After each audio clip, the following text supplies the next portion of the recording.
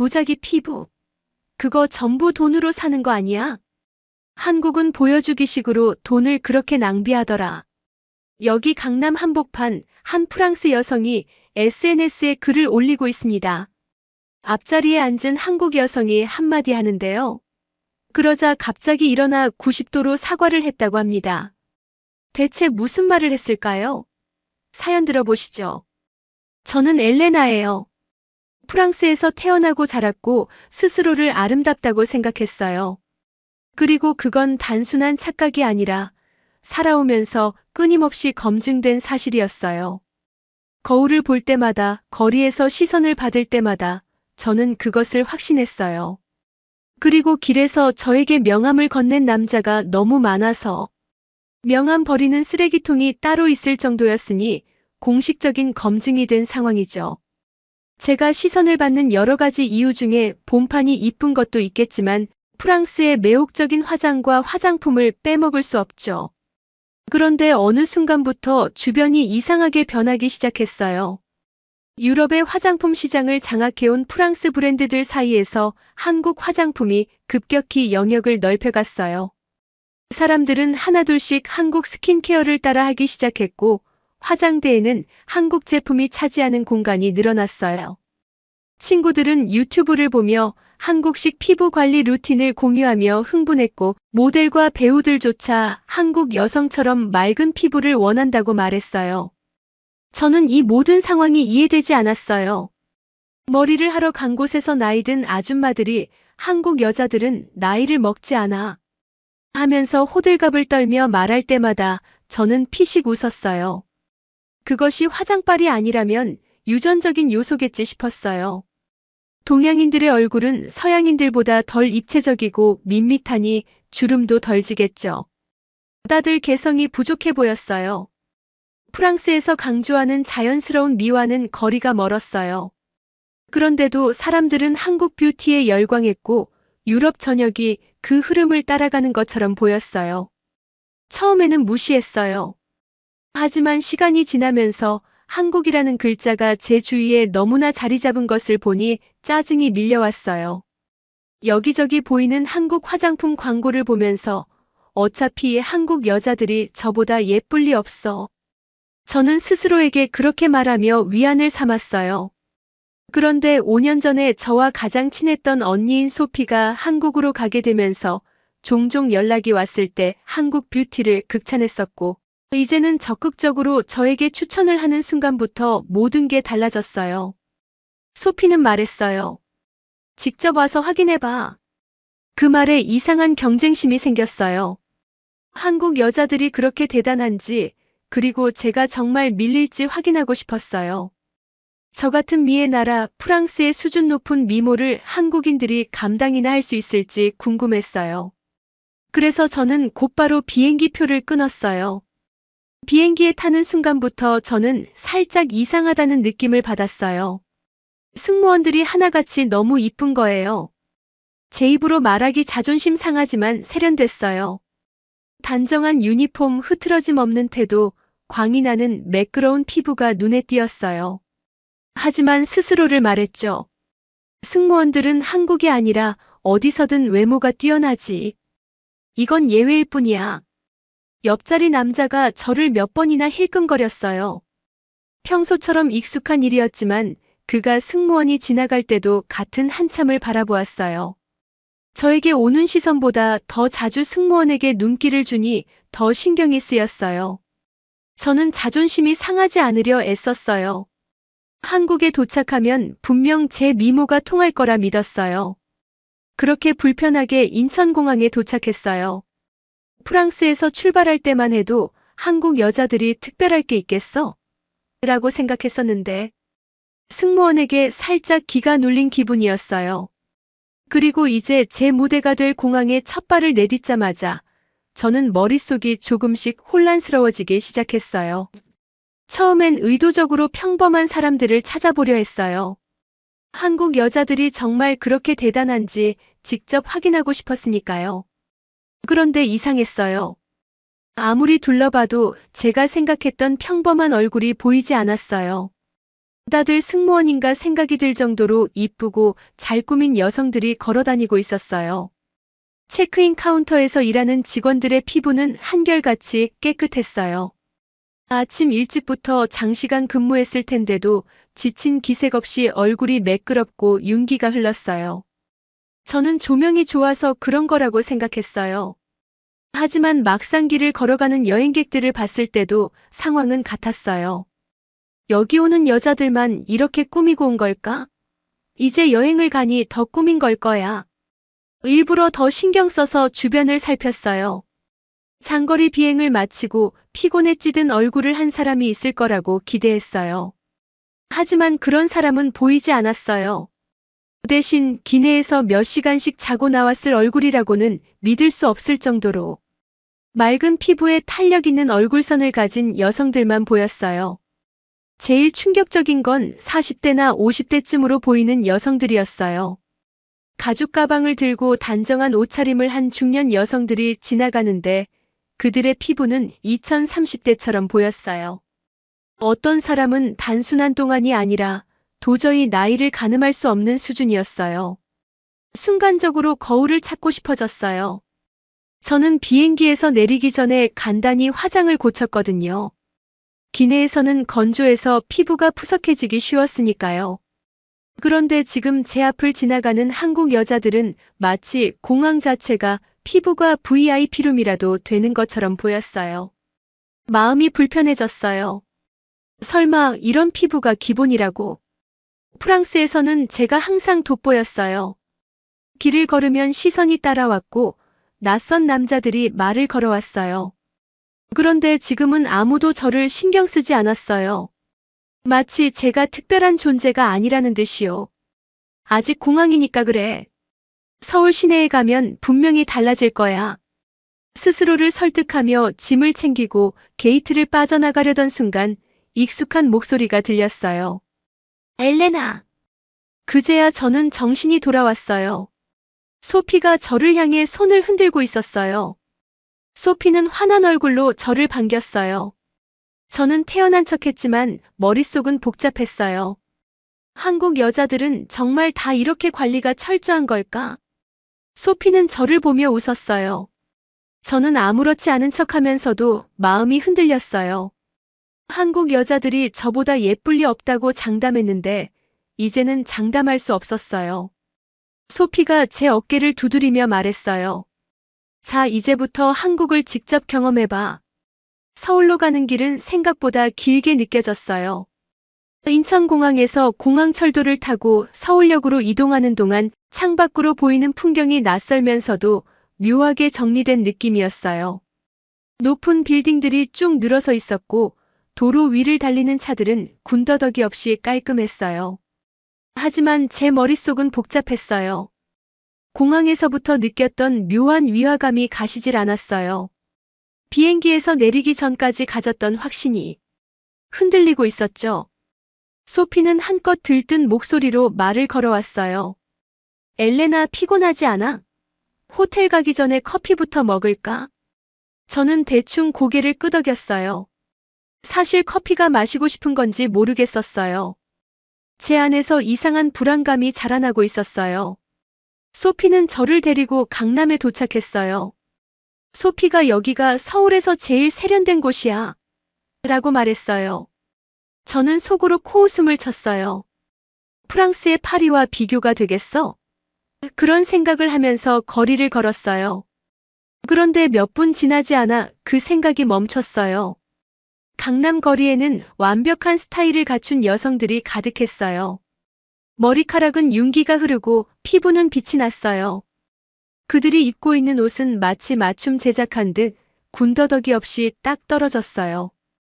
그제야 저는 깨달았어요. 나이를 가늠할 수가 없어. 저보다 어려 보이는 사람이 많았어요. 그런데 문제는 그들 중 일부가 제 또래거나 심지어 나이가 더 많아 보이는 사람들일 수도 있다는 점이었어요.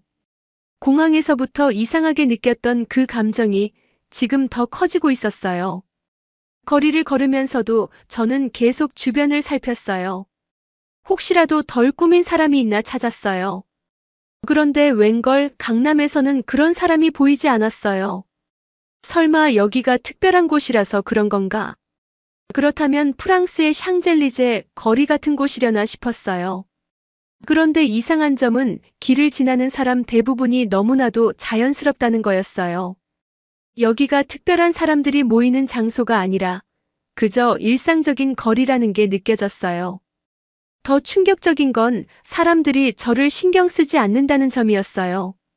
프랑스에서 봤던 시선과는 다르게 지나가는 남자들이 저를 힐끔거리긴 했지만 그건 단순히 외국인을 본다는 시선일 뿐이었어요. 우와, 예쁜 여자네 하는 감탄의 눈빛이 아니라 외국인이네 정도의 호기심이었어요. 그 순간 저는 속이 불편해졌어요. 왜? 나는 서양 여자야. 이국적인 매력을 가진 여자인데 왜 아무도 특별하게 보지 않는 거야? 제 자신감이 무너지는 기분이었어요. 하지만 저는 애써 아무렇지 않은 척했어요. 소피는 제 눈치를 살피더니 피식 웃었어요. 엘레나, 너무 놀라지 마. 여긴 원래 그래. 무슨 뜻인지 알 것 같았어요. 한국에서는 예쁜 여자가 흔한 거구나. 절망에 빠져 있는 저에게 소피는 갑자기 말을 꺼냈어요. 엘레나, 오늘 커피 마시면서 한국에 지낼 때 알게 된 사람을 소개해 줄게. 너랑 만나면 재밌을 것 같아. 저는 처음엔 별 관심이 없었어요. 하지만 소피가 엄청 이쁘다고 말하자 약간 흥미가 생겼어요. 이쁘면 얼마나 이쁘다고. 가까이서 보면 화장이 두껍겠지.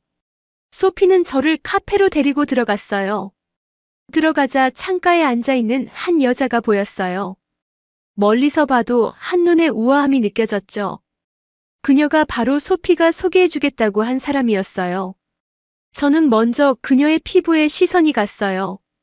보통 사람을 볼 때는 얼굴형이나 눈매 같은 인상부터 보게 마련인데 그녀는 달랐어요. 화장이 거의 없는 듯 했어요. 그런데도 피부는 믿기지 않을 정도로 맑았어요. 마치 빛을 머금고 있는 듯한 반들거림이 아닌 속에서부터 차오르는 촉촉함이 있었어요. 처음엔 조명 때문인가 싶었어요. 하지만 가까이 다가가도 그녀의 피부는 깨끗한 도자기 같았어요. 결점이 없었어요. 프랑스에서는 맨얼굴이라 하면 피곤하거나 무심한 인상을 떠올렸어요. 그런데 지수는 무척 단정하고 건강해 보였어요. 화장을 거의 하지 않은 얼굴인데도 생기가 넘쳤어요.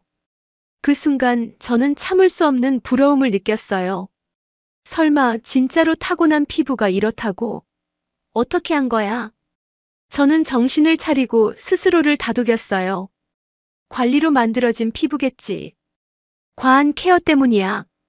나는 자연스러움이 더 세련된 거야. 그렇게 생각하려 했어요. 저는 애써 자신을 다잡고 기세등등하게 대화를 주도했어요. 한국 화장품이 그렇게 좋다고 프랑스에서 난리예요. 그거 다 사실 과대 광고 아니에요? 옆에서 지켜보던 소피는 익숙한 듯 피식 웃었어요. 아니야, 한국 화장품은 달라. 한국인들이 화장품을 어떻게 쓰는지 보면 깜짝 놀랄걸. 너도 써보면 알 거야. 저는 반박이라도 하듯이. 유럽에서는 자연스러움이 대세야. 과한 관리보다 타고난 게 중요하지. 저는 일부러 콧방귀를 뀌었어요. 그때 조용히 듣고만 있던 지수가 말을 끼어들려 했어요. 저는 본능적으로 반응했어요. 어린애는 어른 싸움에 끼지 않는 게 좋아. 순간 공기가 얼어붙었어요. 소피는 당황한 표정을 지었고 지수는 살짝 웃으며 마시고 있던 커피를 내려놓았어요. 그리고 따뜻하고 깔끔한 목소리로 말했어요. 전 올해 35살이에요. 그 말을 듣자마자 잠깐 동안 숨을 참았어요. 뭐라고? 35살이라고? 저는 도저히 믿을 수 없었어요. 저보다 7살이나 많은데 어떻게 하면 저보다 어려 보이는 거죠? 저는 이 상황이 말이 안 된다고 생각했어요. 세상 어디를 가도 나이 앞에서는 솔직해질 수밖에 없다고 하잖아요. 그런데 지금 저는 제 눈앞에서 그 말이 전부 거짓말일 수도 있겠다는 생각이 들면서 무슨 말을 꺼내야 할지 몰랐어요. 그제야 깨달았어요. 내가 한국을 너무 만만하게 봤다는 걸. 머리가 띵했어요. 35살이라고 소개하던 지수, 아니, 언니의 말이 귓가에 맴돌았어요. 제가 말을 막으면서 뱉었던 말, 어린애는 어른 싸움에 끼지 않는 게 좋아. 그 말이 그대로 부메랑이 되어 저에게 돌아와 제 심장을 때렸어요. 저는 눈앞에 앉아있는 여자를 다시 한번 자세히 봤어요. 아무리 다시 봐도 아무리 눈을 가늘게 떠봐도 그녀는 20대 초반처럼 보였어요. 피부에는 잡티 하나 없었고 탄력도 살아있었어요. 분명히 무언가 이유가 있을 거예요. 어쩌면 제가 생각한 대로 유전적인 요소일지도 모르고 조명이나 화장 기술 때문이라고 생각하고 싶지만 너무나 투명한 화장에 제 자존심은 완전히 무너지고 있었죠. 소피가 지수를 보고 웃었어요. 이제 이해했어? 한국 여자들은 단순히 타고난 게 아니야. 여긴 관리가 생활이거든. 퉁명스러운 표정을 하고 있는 저를 향해 지수가 말했어요. 그럼 직접 경험해 볼래요? 그렇게 저는 한국 뷰티의 실체를 직접 확인하기 위해 소피와 지수를 따라 나서게 되었어요. 처음 간 곳은 강남의 한 피부과였어요. 병원이라고 하기엔 너무 깔끔하고 세련된 공간이었어요. 인테리어는 마치 호텔 로비 같았고 직원들은 모두 흰 가운을 입고 있었어요. 저는 조금 긴장했어요. 프랑스에서도 피부 관리를 받아본 적이 있었지만 병원에서 직접 시술을 받는 건 처음이었어요. 우선 피부 상태를 체크해 볼게요. 의사는 작은 기계를 들고 제 얼굴에 가져다 댔어요. 화면에 제 피부 상태가 적나라하게 떠올랐어요. 눈가에 보이지 않던 주름이 잡혀 있었고 모공도 생각보다 넓었어요. 자외선 손상도 꽤 있었어요. 이건 저는 당황해서 말을 잇지 못했어요. 지수는 옆에서 고개를 끄덕이며 말했어요. 한국에서는 선크림을 바르는 게 기본이에요. 자외선이 피부 노화를 촉진하는 가장 큰 원인이거든요.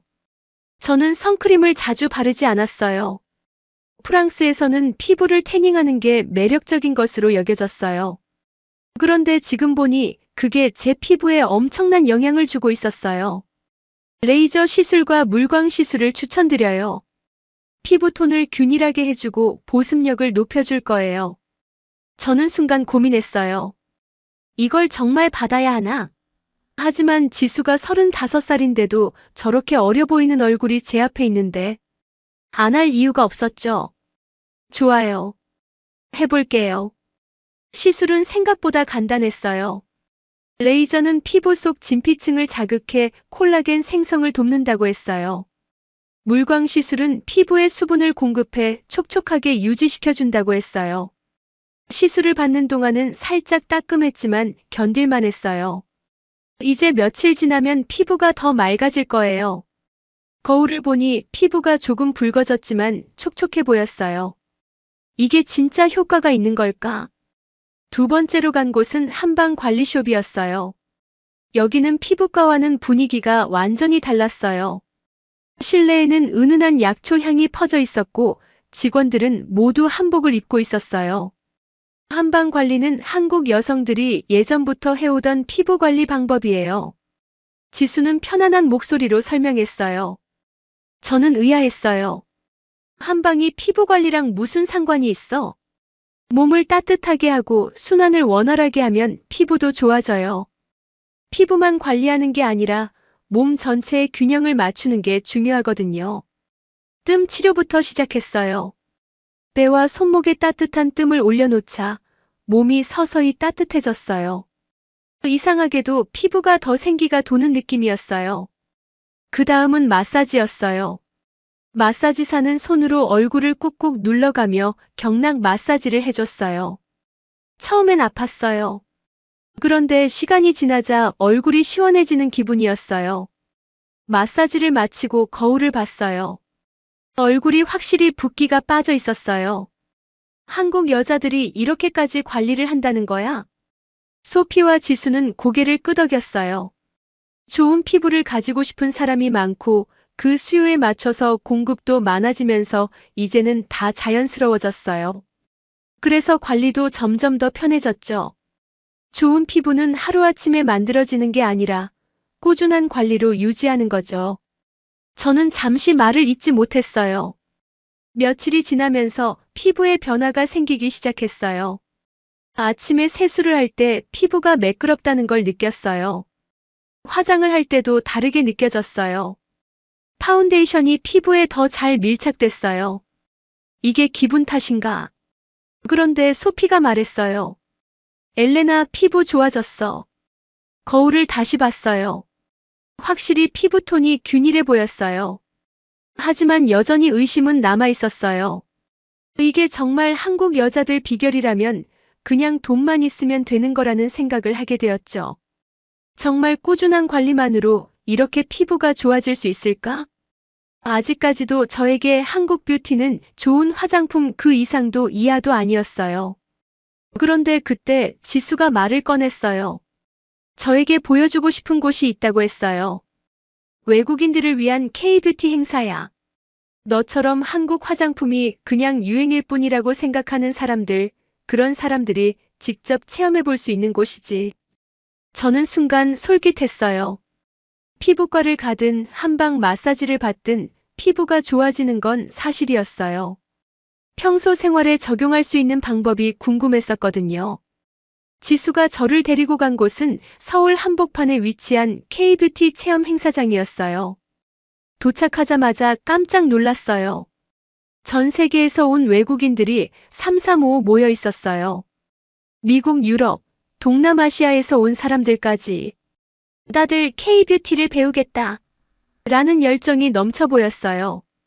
속으로 다들 너무 과한 열정이라고 생각했지만 행사장 안으로 들어가는 순간 제 생각이 조금씩 바뀌기 시작했어요.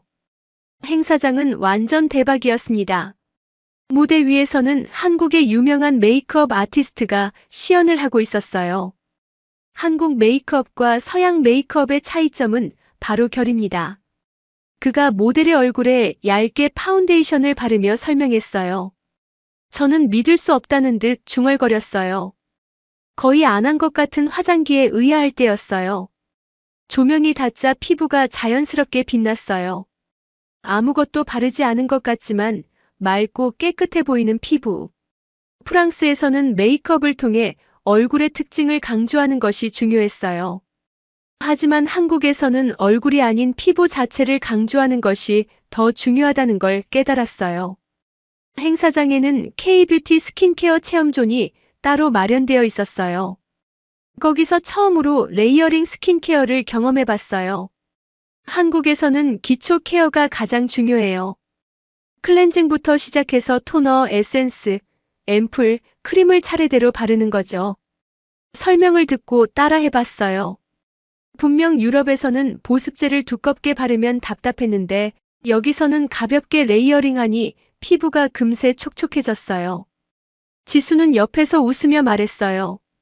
이제 알겠어? 한국 뷰티는 단순한 화장품이 아니라 피부 자체를 건강하게 만드는 거야. 또 행사장 안을 돌아다녀 보니 한방 화장품 체험 부스도 있었어요. 쌀뜨물 세안, 녹차팩, 홍삼 마스크팩. 모두 자연에서 얻은 성분을 활용한 관리법이었어요. 처음에는 반신반의했어요. 그런데 녹차팩을 하고 난 후 피부가 진정되는 걸 느꼈어요. 이건 단순한 기분 탓이 아니었어요. 실제로 피부가 부드러워지고 있었어요. 주변을 둘러보니 저처럼 처음 경험하는 외국인들도 있었어요. 미국에서 온 한 여자가 감탄하며 말했어요. 나는 원래 두꺼운 화장을 좋아했는데 한국에 와서 기초 케어가 더 중요하다는 걸 깨달았어. 태국에서 온 참가자는 한국 선크림이 최고야. 덕분에 피부가 한결 좋아졌어. 그동안 한국 뷰티를 단순한 화장품이나 유행으로만 생각했어요. 하지만 그게 아니었어요. 그날 저는 결심했어요. 이제 한국을 떠나 프랑스로 돌아가겠지만 단순히 화장품을 가져가는 게 아니라 K-뷰티 철학 자체를 가져가야겠다고. 한국에서의 마지막 날 공항에서 비행기를 기다리며 거울을 봤어요.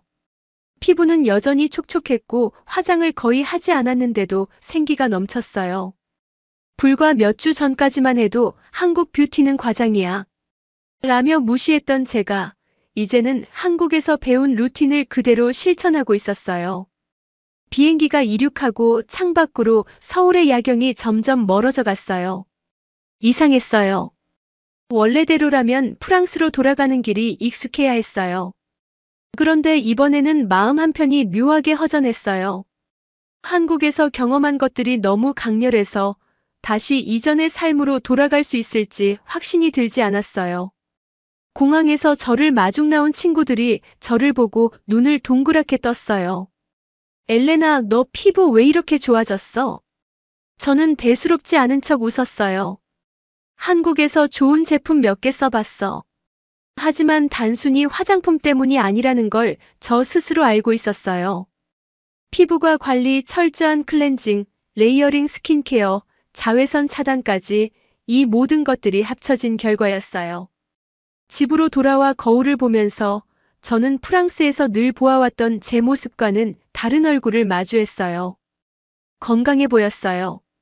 단순히 예쁘다는 게 아니라 피부 자체가 생기를 띠고 있었어요. 그런데 이상한 건 제 주변 사람들도 저처럼 변화를 원하고 있었다는 점이었어요. 한국에서 배운 루틴을 전파하다. 친구들이 하나둘씩 저에게 질문하기 시작했어요. 너는 클렌징 어떻게 해? 한국에서는 어떤 순서로 화장품을 발라? 너가 쓴 제품 뭐야? 나도 사고 싶어. 저는 한국에서 배운 것들을 그대로 설명했어요.